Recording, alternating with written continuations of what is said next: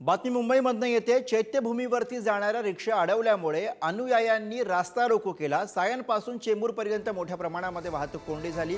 गाड्या अडकलेल्या होत्या। पोलीस आणि अनुयायांमध्ये शाब्दिक बाचाबाचीही झाली। तब्बल 3 तासांनंतर ही वाहतूक सुरळीत झाली आहे।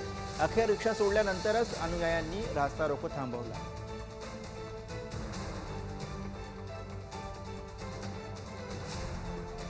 मुंबईमधली घटना आहे। मुंबईच्या चुनाभट्टी आणि सायं दरम्यान घडलेला हा सगळा प्रकार आहे। अनुयायांच्या रिक्षा अडवण्यात आला आणि पोलिसांनी अनुयायांच्या रिक्षा अडवल्यानंतर पोलीस आणि बाबासाहेबांचे अनुयायी यांच्यामध्ये बाचाबाची झाल्याचं चित्र निर्माण झालं। पोलिसांनी ज्या रिक्षा थांबवलेल्या होत्या त्या रिक्षा सोडल्यानंतरच या ठिकाणी रास्ता रोको मागे घेण्यात आला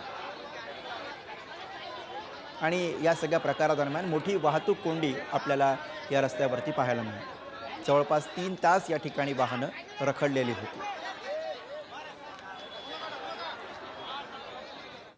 आपल्याला माहिती आहे की परमपूज्य डॉक्टर बाबासाहेब आंबेडकरांसाठी जे काही करायचं ते आमची जनता करायला तयार आहे।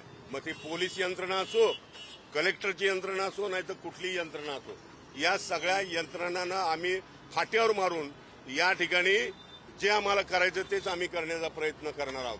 ही पोलीस यंत्रणेने जो अश्लाघ्य असा प्रयत्न केला ट्रॅफिक थांबवण्याचा, भीमानियांना थांबवण्याचा प्रयत्न केला, त्याचा मी प्रचंड निषेध करतो आणि या ठिकाणी जे डीसीपी आहेत समीर शेख यांना सरकारनं तात्काळ सस्पेंड करावा अशी या निमित्तानं मागणी करतो।